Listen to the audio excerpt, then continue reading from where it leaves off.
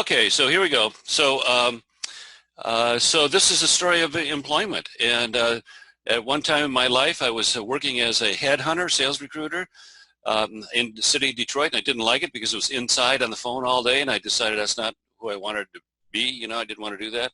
And it's time for me to get back outside sales. I was in my mid-30s and wanted to make a career decision, you know.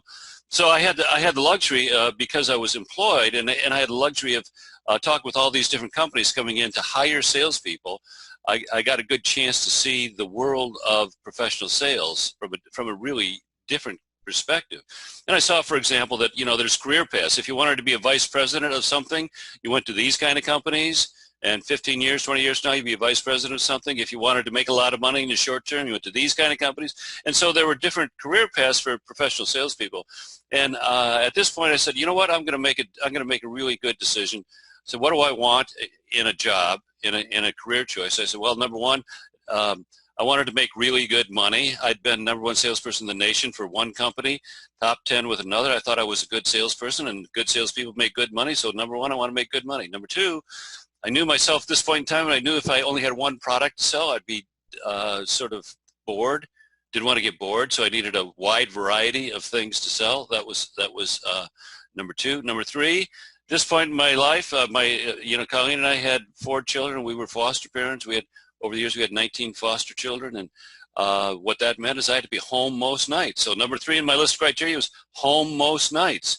And number 4, it was a little vaguer. I wanted to go someplace where I felt like I was important. So I said, okay, where do I go to get those 4 things? And I, talking to sales managers coming through and all this, I narrowed it down. And I decided at the time, I made a conscious decision, I want to go to work for a wholesale distributor. And I did not know what one was. I'd never been in the doors of one. But from a perspective of a professional salesperson, that's where I wanted to go, because it offered me those things that I was looking for. And so, okay, made that decision. Then second decision, okay, which one? And I began to, again, talk to managers and people coming through, and, who's growing, who's good to their employees, all that sort of thing. And I narrowed it down to 2. And I went to both of them. And I said, hey, I know you're not looking for a salesperson right now, but when you are, I'd like for you to consider me because I've chosen you. And as it turned out, they both said, well, okay, you know what, we'll interview you. And so I interviewed with both of these companies who I had selected. And came down to it. Here's a story. It happened exactly this way. So Thursday afternoon, I'm interviewing with company A. And they make me an offer. And I said, okay, I'm interviewing with company B as well, having an interview with them tomorrow. I expect to get an offer from them as well. My plan is to think it over the weekend and make a decision, and I'll call you Monday morning. Will that be okay? And company A, vice president of sales, yes, that'll be okay. Okay. That was Thursday. Friday, very next day, I'm interviewing with company B. We're interviewing at the Northfield Hilton, west suburbs of Detroit, at the Northfield Hilton, and he makes me an offer. I say exactly the same thing to him. I'm interviewing with company A, made me an offer, take it over the weekend, call you Monday morning. Okay, it's deal. Okay, so it's like 4 o'clock Friday afternoon, and he says, you know what, let's go have a beer.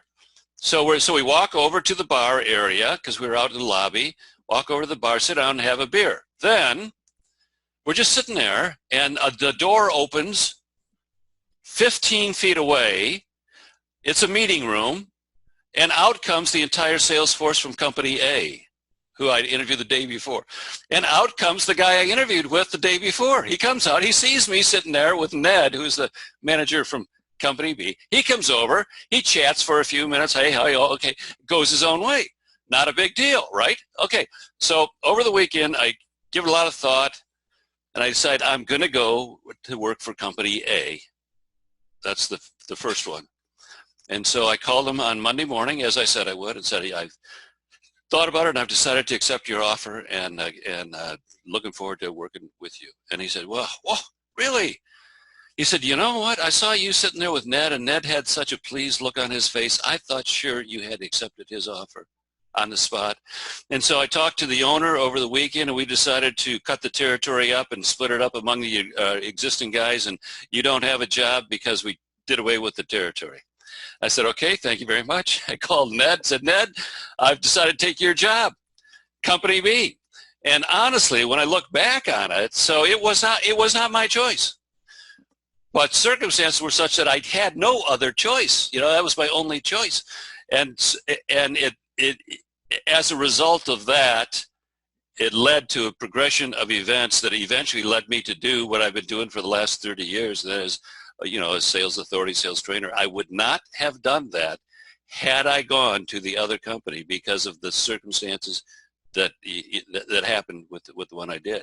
And when I look back at it, I say that was a God thing. That was God directing me to the company, the employment situation that he had set up for me.